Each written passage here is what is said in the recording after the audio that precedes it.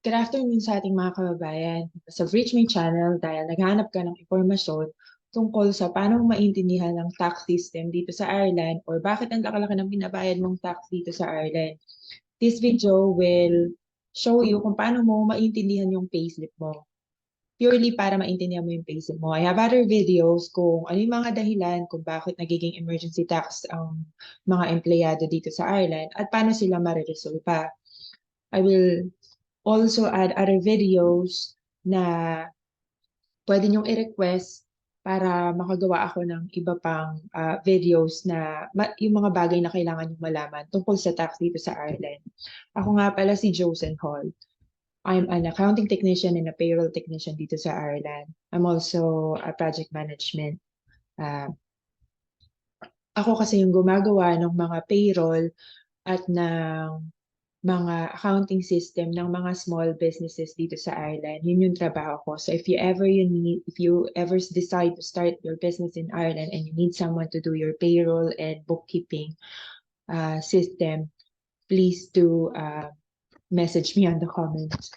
So, here we go. Paano nga ba magbasa ng payslip? Unang-una, sa itaas ng payslip nyo, makikita nyo yung pangalan nyo.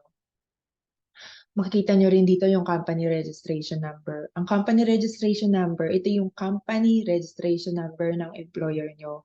Gagamitin nyo to kapag naka-emergency tax kayo kasi kailangan yung i-register na nagtatrabaho na kayo sa panibago nyong employment.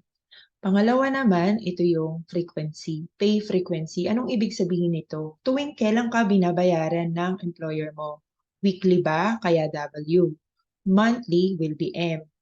F for fortnightly. Pag fortnightly, ibig sabihin nun, binabayaran ka ng employer mo every 2 weeks.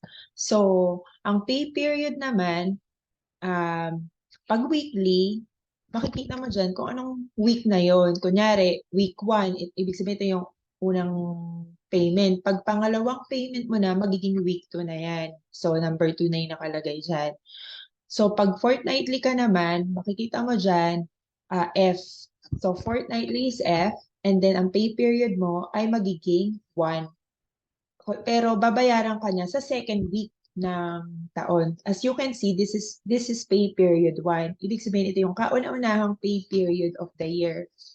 As you can see the date, 05/01/2023, ibig sabihin, ito yung first payment ng January 2023. PPS number. Napakahalaga ni PPS number. Ito yung PPS number na kailangan mong kuhanin sa Entreo. Kapag wala kang PPS number, automatic na magiging 40% tax ka kasi wala kang PPS. So, kailangan meron kang PPS number. Magkakaroon din ako ng video kung paano mag-apply ng PPS number at ano yung mga hinahanap nila.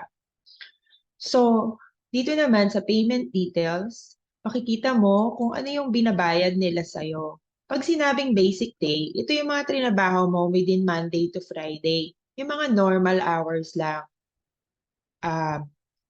Itong basic to naman, ibig sabihin yan, ito yung another payment sa'yo. Kunyari, nagtrabaho ka ng Sunday. Baka ito yung payment rate sa'yo na in a higher rate. So, paano ko malalaman kung tama ba yung binabayad nila sa akin per ora?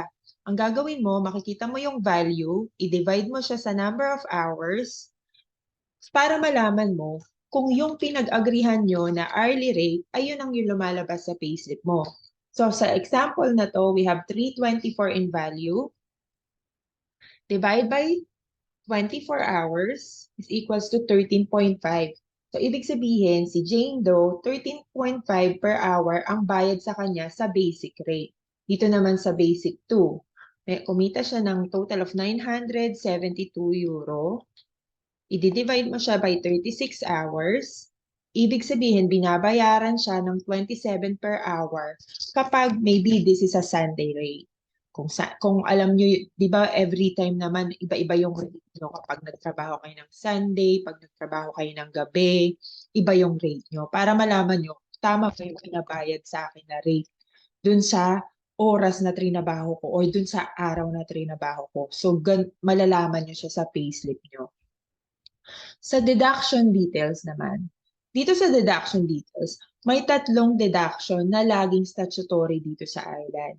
Yung PAYE, ito yung mismong tax, at saka yung USC, Universal Social Charge, ito yung additional tax na inimpose ng Ireland simula nung magkaroon ng recession, pero hindi na nila tinanggal.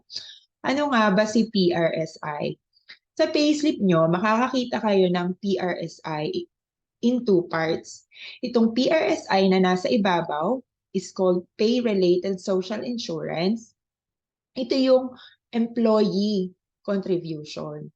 Anong ibig sabihin ni PRSI? Si PRSI, kapag nagkasakit ka, nabuntis ka, nawalan ka ng trabaho, nagkaroon ka ng malalang karamdaman at di ka na makapagtrabaho, at yung pension mo pagka magre-retire ka na, lahat yan kinukuha kay PRSI ni government. So, ibig sabihin, yung binabayad mo sa PRSI, yan yung gagamitin ni government para dun sa mga benefits mo pagka nagkasakit ka, nabuntis ka, or magre-retire ka na, or nawalan ka ng trabaho. Kailangan may enough PRSI ka para makaklaim ka ng mga benefits na yon. So, ito yung PRSI employee contribution at meron ding PRSI employer contribution dito sa baba. So yung binabayad ni employer at ni employee sa PRSI, pinagsasama-sama yan ni revenue para dun sa mga social-related insurance claim mo kung may mangyayari sa'yo. Okay? So dun sila napupunta. So itong gross pay, makikita mo dito, isin na yung total ni value nitong lahat ng swineldo mo. Kumbaga, before tax, yan yung sinasabi nilang figure before tax, yung amount before tax. Ito yung kinita mo. Ngayon naman itong si total deduction, ina-add niya itong lahat ng ibinawas sa'yo, itong total deduction mo should be equals to this one. So kung ano yung mga PRSI, PAYE, USC, gross pay minus total deduction is equal to net pay. Si net pay, ito yung amount na makikita mo sa bank mo sa date ng payment date. Kaya para mas maintindihan mo yung payslip mo. So ngayon naman, papakita ko rin sa inyo yung ibabang part para mas maintindihan nyo yung ibabang part ng payslip ninyo. So si gross pay, ito cumulative details. Ang ibig sabihin ng cumulative details, ito yung mga kinita mo simula ng taon from the beginning of the year up to the present time. Kaya tinatawag siyang cumulative details. So dito makikita mo yung taxable pay. Bakit minsan ang taxable pay kaiba siya sa gross pay? Kasi merong mga non-taxable deduction kagaya ng pension. Ibig sabihin, kung may pension ka, ima-minus siya sa gross pay at yung taxable pay mo, mag-iiba yung amount. It will be less. Kasi yun lang ang itatax ni revenue. Kapag may pension ka sa Ireland, non-taxable yun. So, another thing is yung tax credit and standard rate cut-off point. Saan yan ang gagaling ng tax credit at standard rate cut-off point? Ang tax credit, unahin ko muna si standard rate cut-off point. Si standard rate cut-off point, ito yung basihan kung kailan ka i-charge ni revenue ng 40% tax. So since this is the beginning of the year, this is a perfect example. Kasi ito yung kauna-unahang payslip mo for the year as a sample, okay?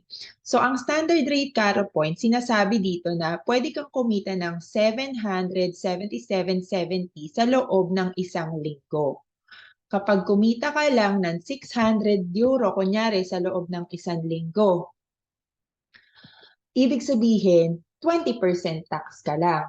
Pero pag kumita ka ng mas malaki, sa 777.70, kunyari, kagaya nito, ang gross pay niya, 129,600. Ibig sabihin niyan, yung part ng salary mo, magiging 40% tax. Yung 777.70 is 20% tax, but anything after this amount will be 40% tax. I will make another video na mag-i-explain kung paano, alin doon ang naging 40% tax. For now, i-explain ko lang sa inyo kung paano magbasa ng payslip. Okay? So dito sa tax paid. Tax paid naman dahil cumulative details to, pinapakita ko magkano yung binayad mo mula simula ng taon hanggang now, up to now, kung pinagsasama-sama yun sa cumulative details at yun yung tax na binayad mo for the whole time na nagtatrabaho ka dun sa particular employer nyon. Okay? So again, dahil dito is first week ito ng payslip, 292.89 lang. Pero next month, yung binayad mo for the first week and the second week, makikita mo magto-total na siya dyan sa tax payment. Next naman is, yung lower part ng tax details is the USC status. Yung USC status, tax and USC status, kapag normal, ito ibig sabihin, hindi ka naka-emergency tax. Tsaka makikita mo naman may tax credit and cut-off point ka, it means normal na yung tax rate mo. Ito yung normal mong babayaran. Kapag paiba-iba kasi yung number of hours na tinatrabaho mo, nag-fluctuate din yung tax, tumataas, bumababa, depending sa dami ng trinabaho mo.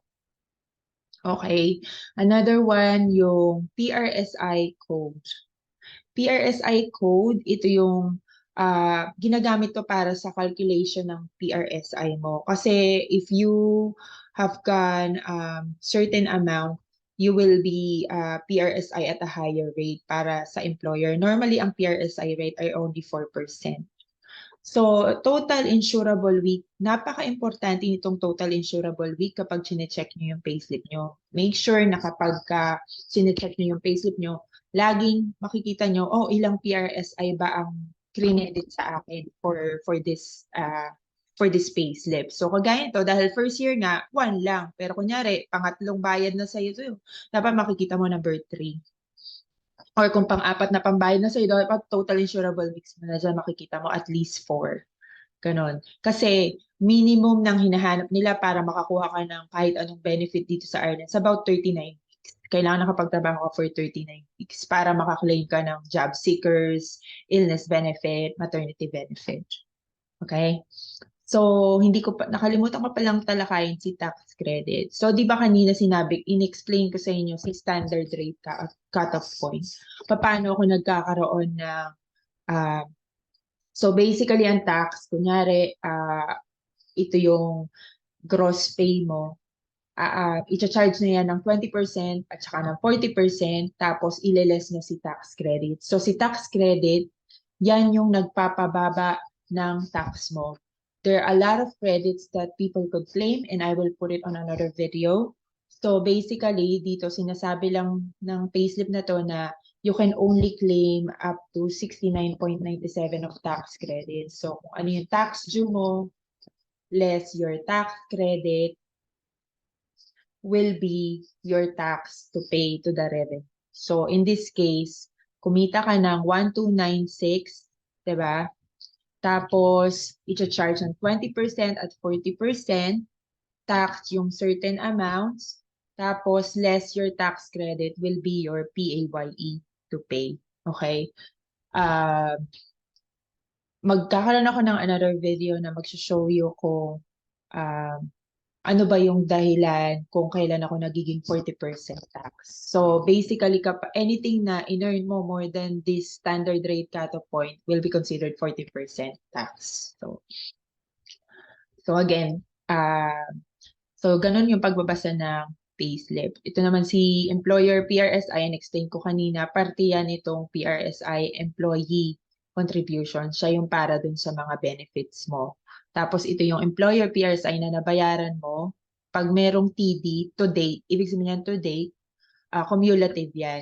Yung binayad ng employer PRSI, simula nung nagsimula ka, simula ng taon, up to now, up to the present time, kung kailan ginagawa yung payslip mo. So, this is one example of a payslip. Ito yung Sage Payroll. Pero meron ding mga payslip na ganito naman. Makikita mo dito. As you can see here, yung addition, ito yung binabayad sa'yo. kung ilang oras ka nag-work, dyan mo makikita. Ito yung another type ng payslip. Kasi iba-iba ang bawat payslip.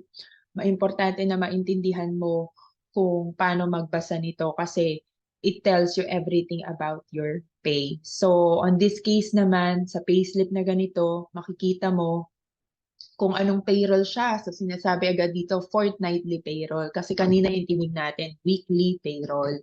So, ito naman, fortnightly payroll. Ibig sabihin, every 2 weeks siyang ah, binabayaran. Okay? Tapos, makikita nyo dito yung basis niya. Cumulative basis is also a normal tax basis. So, ibig sabihin nito, hindi ka siya naka-emergency tax. Okay? Tapos, dito naman sinasabi, dito makikita nyo dito, wala silang nilagay na oras. As you can see, binayaran sa, ito yung basic mo. So, paano kung malalaman nilang oras binayad nila? Ang gagawin mo naman, pagka ganito yung payslip mo, pero alam mo yung hourly rate mo. So, kunyari, 747.18 yung total ng basic pay. I-divide mo siya sa hourly rate mo. So, kunyari, 15 euro ka per hour. So, ibig sabihin, i-divide mo siya sa hourly rate mo, makukuha mo, they pay you 49.81 hours. Ganon. So, maybe I'll have another video para maintindihan mo kung paano kinakalkula yung mga basic rate, overtime rate, ganon. Tapos, pwede nyo na lang i-substitute kung ano yung rate na binigay sa inyo ng employer nyo. Ganon. So, this one shows you your total pay. So, 1158.18 ang total pay. So, makikita nyo yan dito, 1158.18. So, total gross pay, 1158.18. PAYE, USC, PRSI, uniform deduction, kung nandyan yan, ilalagay nila yan. Ngayon, bakit negative? Yan. Pag may nakita kang negative sign sa payslip mo, sa PAYE, USC, PRSI, ibig sabihin nire-refund nila. Ito yung sinatawag na tax back. So kapag may nakita kang negative sign dito sa PAYE mo, it means you're receiving a tax back from the revenue dito sa payslip mo na to. So kung titingnan mo, ang binayad lang sa'yo ng employer mo, ang gross pay is 1158.18 ha. 1158.18. Pero yung total payment na makikita mo, 160,480. Ba't nagkaganon? Kasi nga, itong mga negative na to is a tax back. Hindi talaga sila deduction sa'yo. Kapag may negative kang nakikita, ibig sabihin, they giving you back the money na binayad mo kasi baka nagkaroon ka ng overpayment. Or minsan naman, di ba, naka-emergency tax ka, tapos naging normal tax ka, makikita mo tong negative after. Ibig sabihin na sort out na yung emergency tax mo, kaya normal tax ka na. Okay? So, again, this is the cumulative side. Ito yung kinita mo simula ng taon. So, basically from January, 1st of January up to the present time of this pay period. So, 42 yung pay period. Kasi October na ito of the year. And then, last employment detail, ibig sabihin nito, ito yung, it looks to me, this payslip particularly, meron siyang trabaho the beginning of the year, tapos lumipat siya ng work. So dun sa last employer niya, ito yung mga gross detail niya, mga detail niya na binayad niya sa PAYE saka sa USC. Ina-add yan sa cumulative value. So, para makita yung cumulative value kung bakit ganun kalaki yung tax na kailangan bayaran. Ganon. Or dahil malaki yung tax na binayad niya dun sa dati niyang employer, I think ibinalik lang ni revenue. So, yan, yung mga sample ng pagbabasa ng payslip. So, this is just the normal payslip, normal tax payslip, yung merong iba't ibang klase kasi ng payslip. So, kailangan hanapin nyo yung alin dito yung basic part, alin dito yung payment details, at alin yung deduction. So, si Sage kasi medyo mas malinaw tignan, no? Merong payment detail side at may deduction side. So, mas madali nyo siyang maintindihan. So, itong payslip na to in particular, medyo complicated siyang basahin I think for normal employees, pero maintindihan nyo naman kasi hindi niya rin dinidiscuss ko. O kagaya nito, 12 at 12:50 So, bakit 6 euro lang, 'di ba?